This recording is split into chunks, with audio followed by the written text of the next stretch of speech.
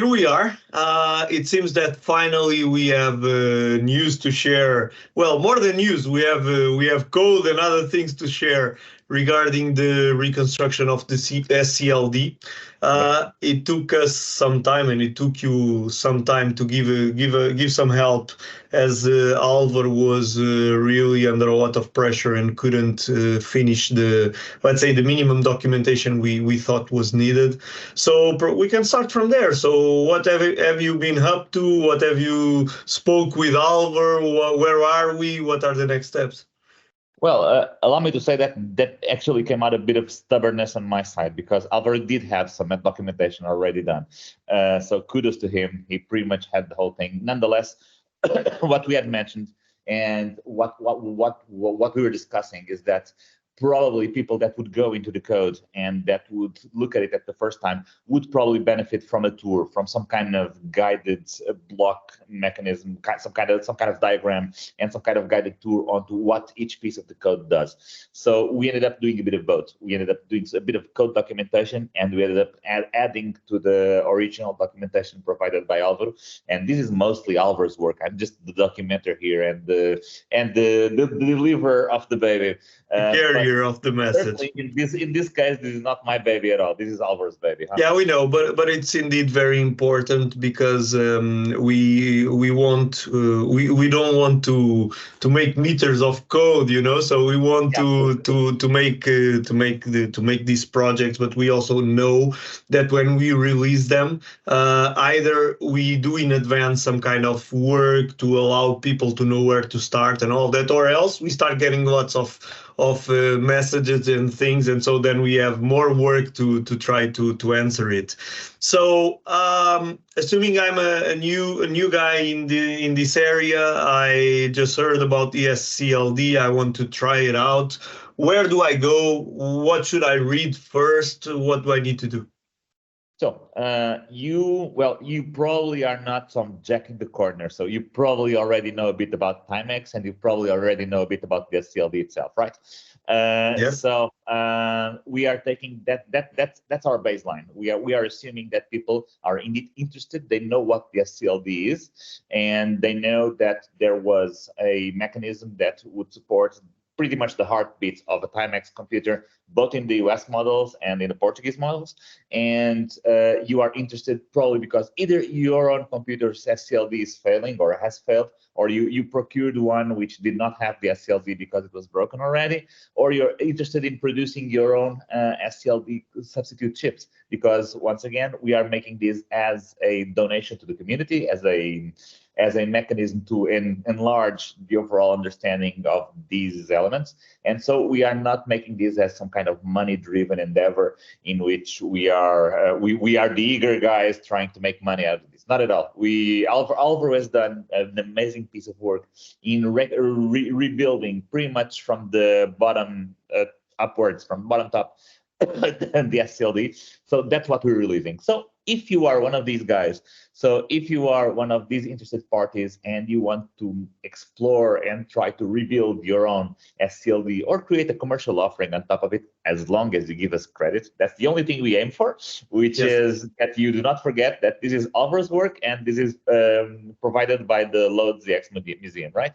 Yeah. So let me just make a comment, which is we should release together with this video, at least to put in the description, a quick link or something for the conversation we had not so long ago, 2 months ago or something like that. Well, less than 2 months ago, when we presented this work in more detail in the anniversary of the museum.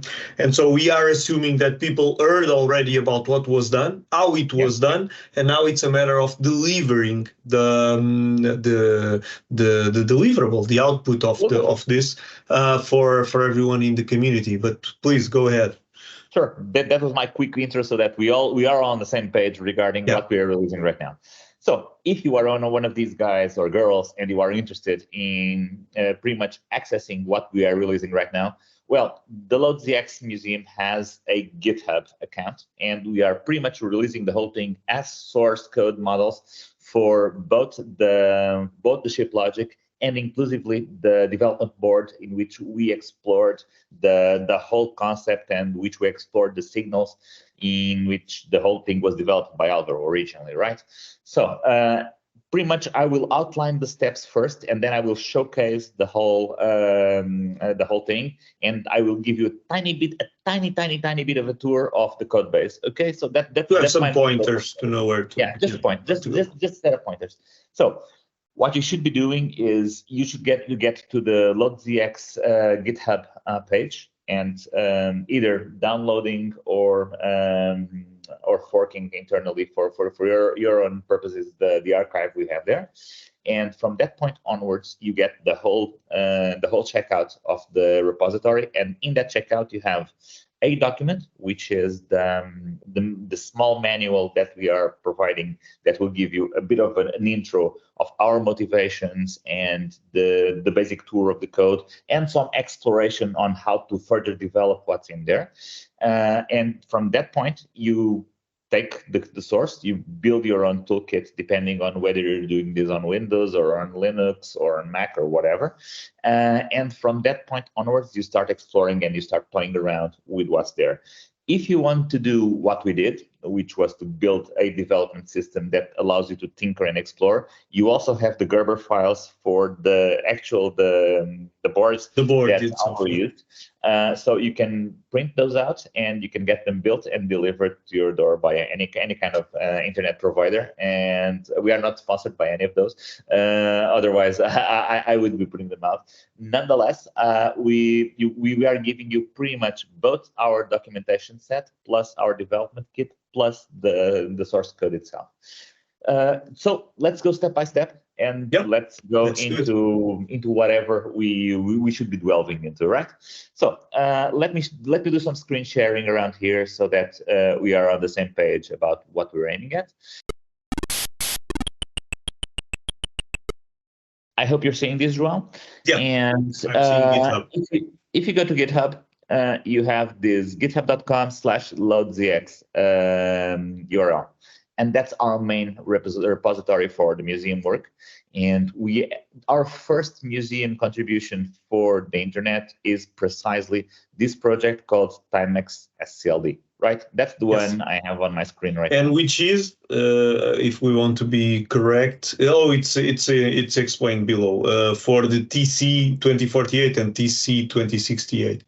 Yeah. Absolutely. Yeah. So this is the same. This is a purely independent reverse engineering. I cannot stress this out, because this basically means that all of the work was done bottom up, and all of the work was done independently of any kind of intellectual property that might or might not have been known originally from the Timex SCLDs as they were implemented. And Álvaro likes challenges. Álvaro likes the tough challenges, basically, and he actually stresses out a little bit on the documentation set the very iterative way in which he was trying signal by signal to match the original processor and the original chip. It's absolutely crazy, because it's a humongous set of work to actually do this right, and do this right by the clock cycle, because sometimes this needs to be done right by the clock cycle. So in this repository, if I remember well, I don't know if we mentioned this before or not, but so he had some issues with the 2068. So it was working before in 2048. Then on the 2068, he had some issues where he had to put some kind of sleep statements for things to go slowly, because he was having issues with that, if I remember well. Sometimes it all comes down to very small tolerances, because the actual hardware is expecting these chips to work as they came out of the factory, right? And you're resynthesizing the whole thing in your own implementation, and sometimes you just miss that clock or that specific signal going up or going down. So it's crazy. Yeah. So this is our repository, and in this repository you're getting both the PCBs for our development kit, and you have those here, as well as the source, and this will be the main area at which I'll be focusing afterwards. The main source for the SCLD logic that you're having in here. Additionally, you're having synthesis specifically for that VHDL file, those that you have here, for our Silix board. And so you have the specific concretization of those of that logic onto the board that we are using right now. You are more than welcome to do new synthesis for any other hardware implementation that you might find yourself using. And additionally, you're having the intro file that I'll be showcasing as well. That will give you a bit of a tour on what we have been doing. So the motivation and an intro on the source code and the way in which the source code pretty much derives all of the signals from a very, very, very small set of signals onto the board. Okay, so the first thing you'd do is that you would go here and you'd either check out or do a download or clone and fork or whatever suits your buttons into getting this stuff onto your hands. So at that point, you have your very own copy of our source, of Álvaro's hard work, and you should be going and you should be looking at this specific document that I'm about to showcase you guys. So the first thing you'd be doing is going to our inside the Timex SCLD document. Let me open that up for you. So this is your intro. So this is pretty much what you should be looking at. I won't be getting too much time into the whole stuff because it's yours to read. Nonetheless, it's an evolving document. So don't be surprised if we might have added something when you check out the project, because we are enriching it and we are still adding, for example, tiny bits of screenshots, which I personally find will greatly enhance the reading experience, mostly for the tour of the source code. So we'll be adding those probably over the next few days. So when you check out, you probably already have those. Otherwise, keep checking back onto the repository because we'll be adding and refining stuff. Okay, so nice. Basically, the document includes a very, very simple set of contents in which we specify pretty much what this is about. We pretty much, if you're listening to this video, you already know what this is about. It specifies a little bit on the history of how we did this and why we did this. And then it goes through a series of, first tours of the development board, tours of the code, and then gives you a bit of a use case and an intro on how to evolve and how the process was to get one of those signals and get one of those derived behaviors working on the actual hardware. Okay, so let me scroll down a bit. So this is the intro. We're just stating that this is for the for the chip, which is called the TS2068 PAL.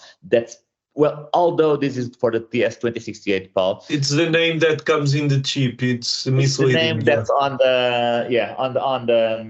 the package because our code specifically works both for NTSC and PAL frequencies, and there's actually a single flag that when you build the synthesis for the chip, you can configure it in such a way that it will work for both the American or the European standards. And we have examples of that in the museum because we now have a TC2048 and TSC from Chile. And so, yeah, it's those are great test beds for this kind of work, of course. Yeah. Nice. So, intro, then what the ship is about. We revisit the ship, what it does, what's the goal of the ship itself. Everybody, if you're listening to this video, I want to waste your time basically describing what this does. This is the heartbeat of the machine. That's the equivalent of the ULA into the ZX Spectrum machines, and this is specifically one which had not up to this point did not have a very any kind of readily available solution to re-implement and to resynthesize this. This is actually good news for the community in the sense that we are providing something which pretty much closes the loop to be able to do a full rebuild of a Timex machine. Yeah, and there's people in Poland doing that, so it's I think it's a nice add-on. Another thing I'm very curious to see how this evolves is precisely what the statement we were saying there in the document, that this is unrelated to the American TS2048 computer. Obviously, the Portuguese one was derived from the US one. So I'm pretty curious to see how long it takes for someone to to try to adapt this to the other one, which is a good thing. We don't have, well, we have two or three of those computers over here. But so I think it's very nice if someone does it, and it would be also very interesting to see that happen. And I believe the main challenge there, that would certainly be helpful, that would certainly be welcomed. And I believe the main challenge there is in creating such a representation in both source code and physical concretization of the thing that fits the Zilix CPLD that we are using, because we are pretty much taking every single logic port, logic gate that we have available right now. I think that's one of the, from what Álvaro told me, and knowing that there are people in the community that want to try to do other things with this, I think that will be one of the biggest challenges. But so if I understood correctly, and I don't know anything about this kind of hardware development, but so if I understood correctly, you said something about the synthesis for another chip. So perhaps that's the starting point. Is someone adapting this to a bigger chip, but one that has a form factor? Well, it should be one with a form factor that also fits the original thing, I would say. You know, João, one of Álvaro's original work was to have this as a drop-in replacement. Yes, it was. The challenge was that one. Right. So it really comes down to how hard are you willing to go onto that specific constraint. Because if you don't mind going a bit wider, and if you get some kind of form factor that still allows you to close the case and get some extra capacity on your I think chip. you just said it. Close the case. That's the main thing. Of course, on my personal computers, I always like to have something that looks like the original somehow, but if we're in a stage where we may need to upgrade the chip to do some other things, well, I think that will eventually be done by someone. Well, it also is a challenge, because when you look at the code, you will necessarily be thinking, how can I improve on this? How can I optimize this and save some logic gates for some other stuff? And this is an ongoing challenge if anybody wants to take it, because that would free you some of these gates to do extra functionality if needed, right? Okay.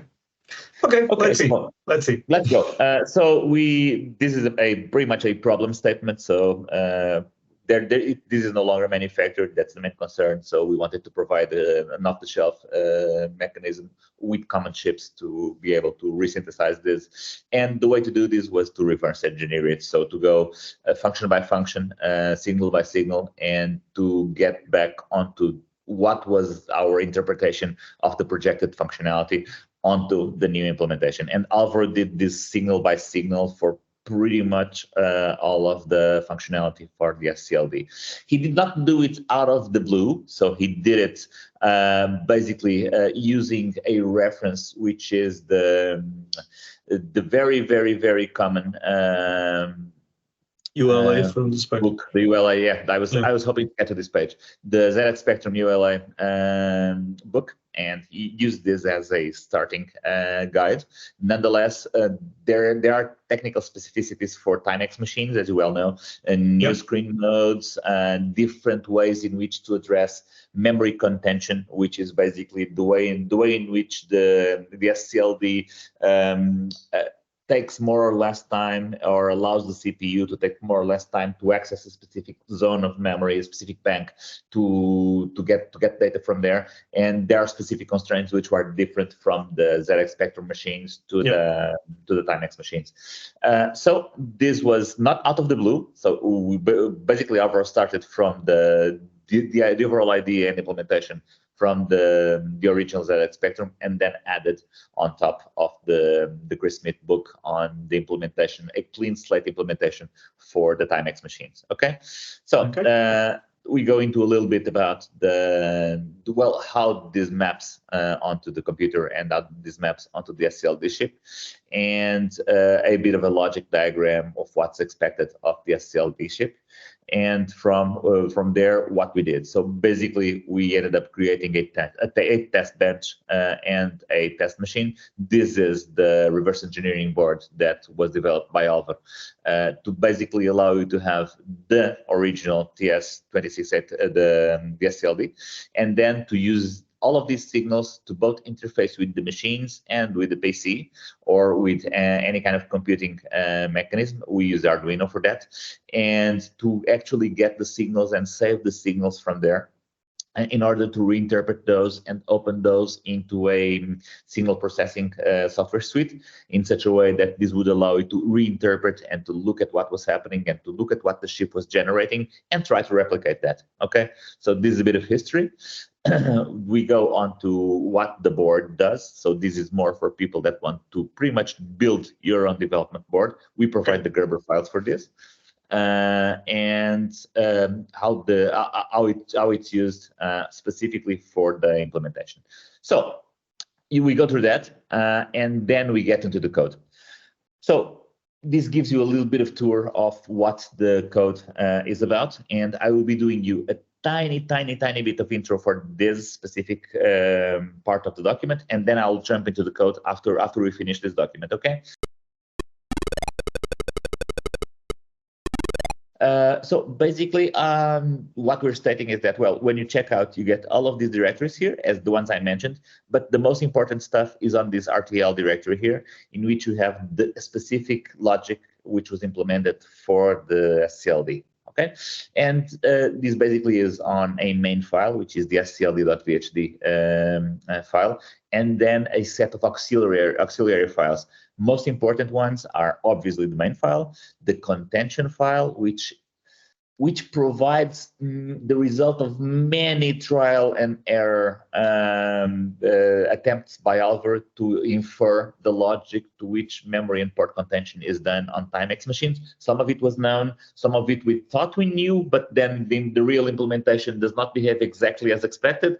Some of those, depending on the specific computer, be it a 2048 or 2068, really depends on tiny amounts of delay, as we started our conversation that Álvaro had implemented.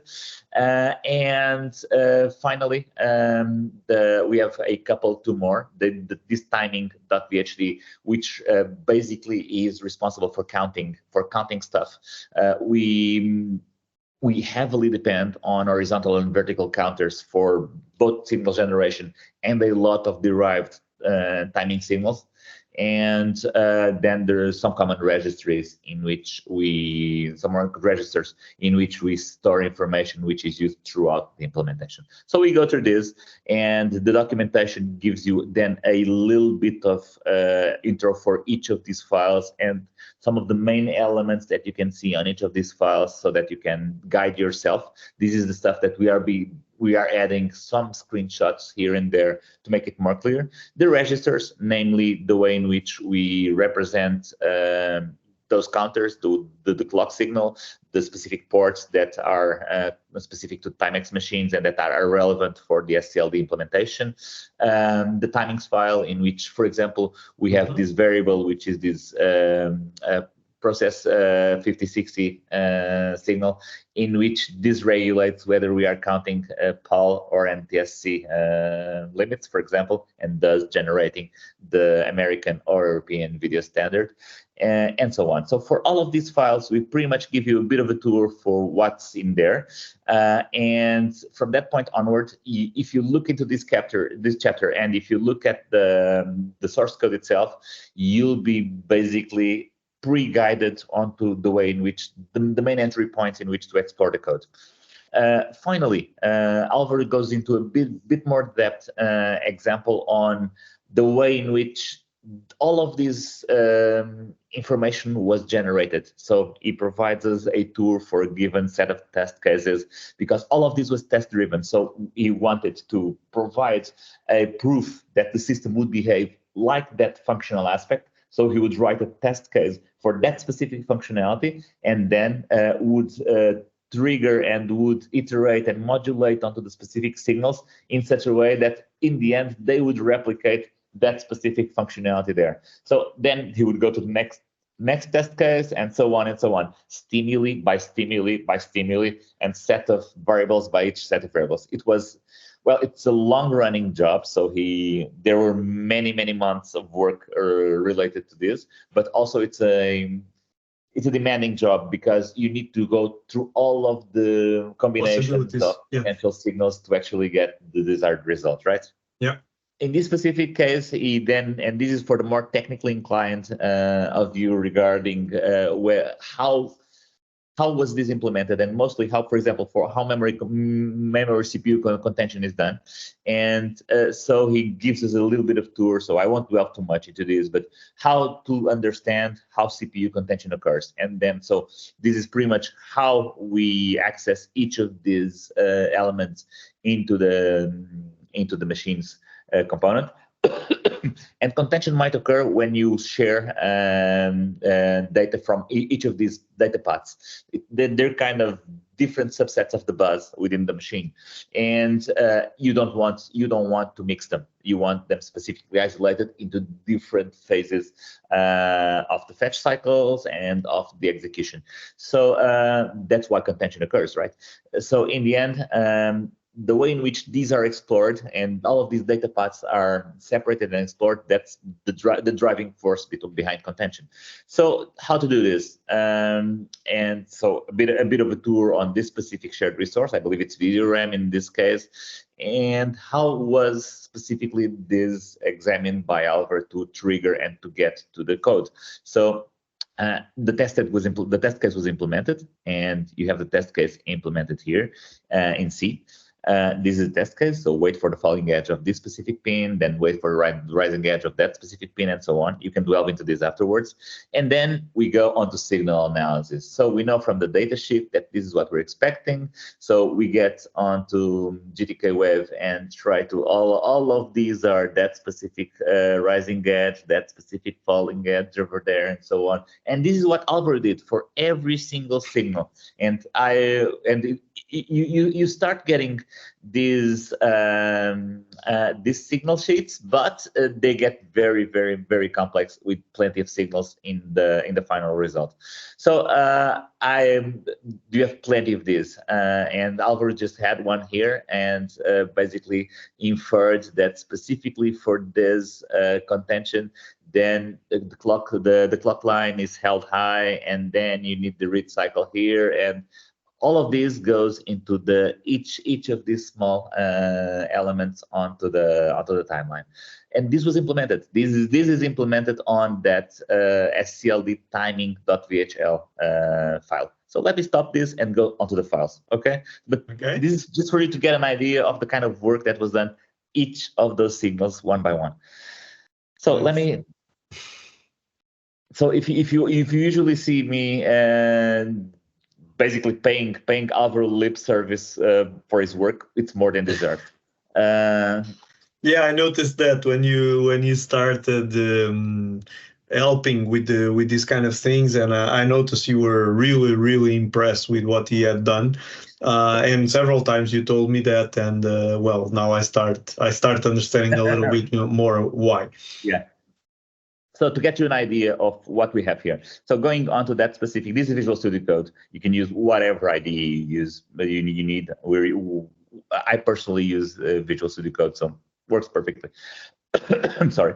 So this is the main file. So this is the entry point, and you basically specify if you know your VHDL, then this is pretty much vanilla VHDL. No, not very complex stuff, in the sense that we are not using any fancy constructs that might be hard to read. This is pretty much straightforward. The complex stuff was actually enriching the result, right?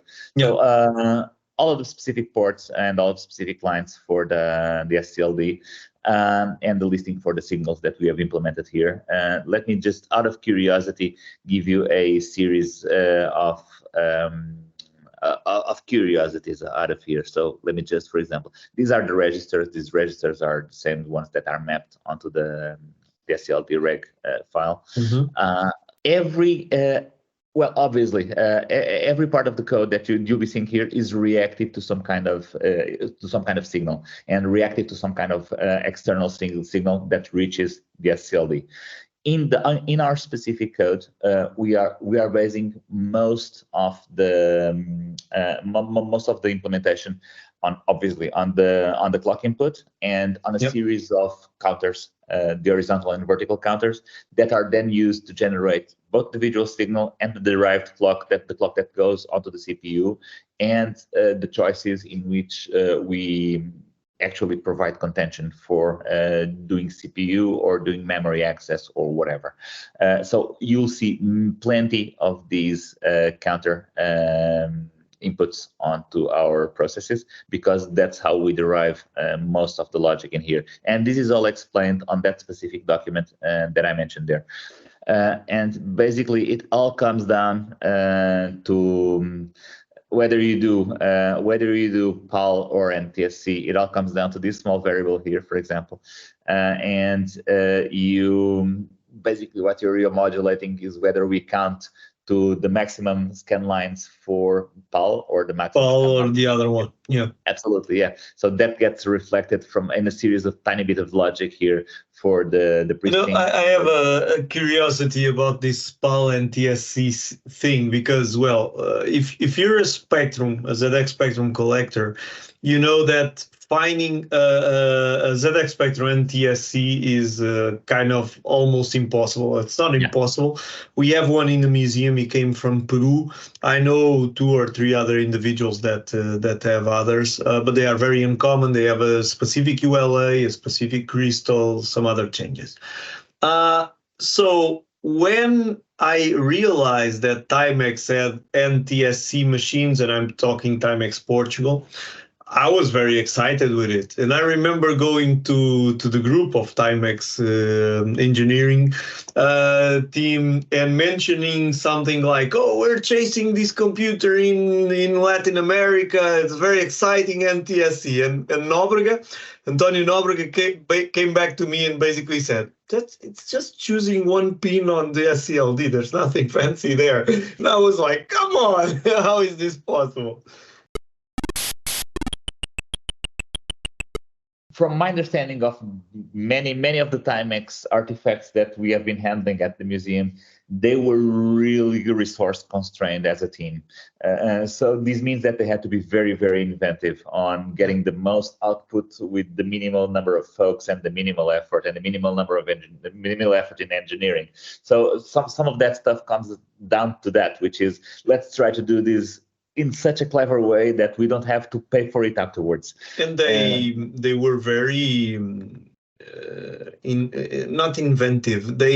When they saw something that worked, they would use it. I have the testimony of Rui Morgado precisely saying that for the projects with Hugo in Sweden, they reused the keyboard reading code or approach from Sinclair, because he was saying it's marvelous the way they do it. It's totally optimized, and so they reused it in other projects in other areas afterwards.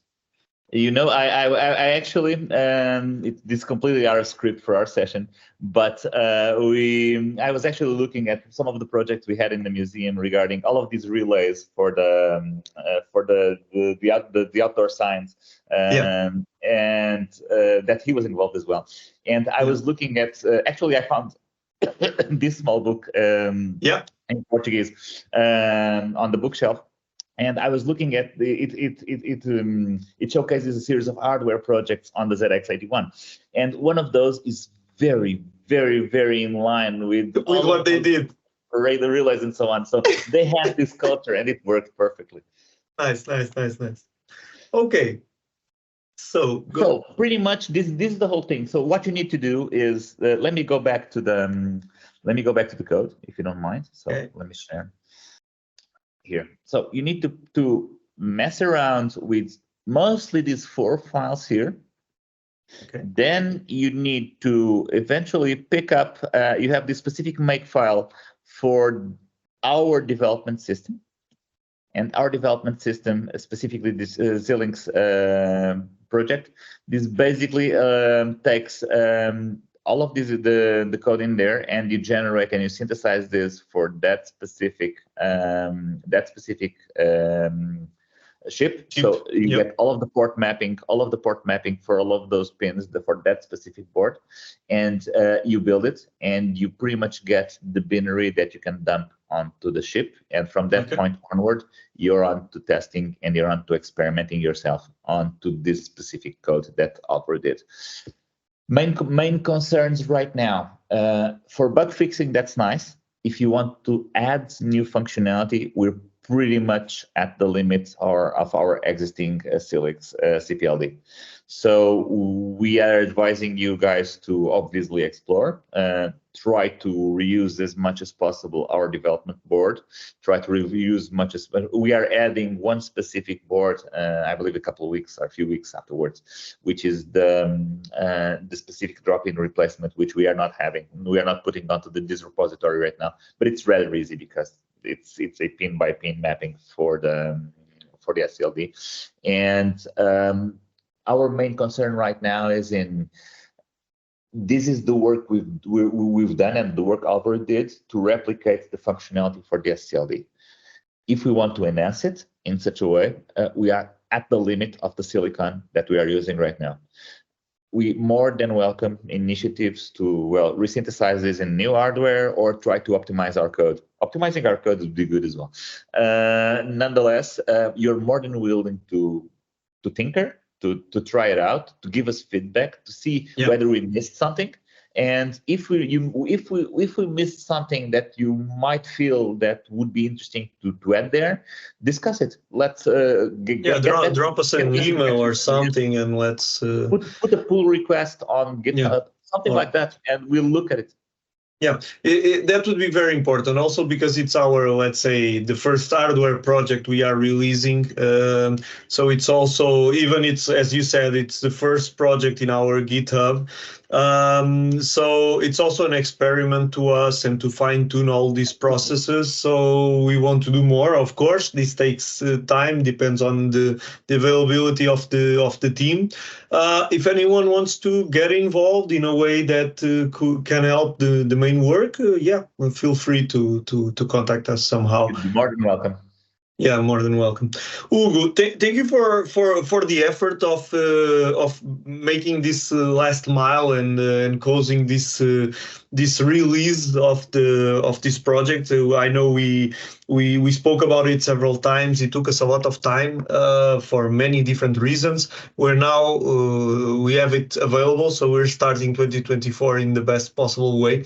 Let's stay in touch with the community, and we'll be available to discuss anything coming. Absolutely, we would be willing and lovely to hear what people have to say about this. Okay, thank you. Bye bye. Thank you so much. Bye bye, guys.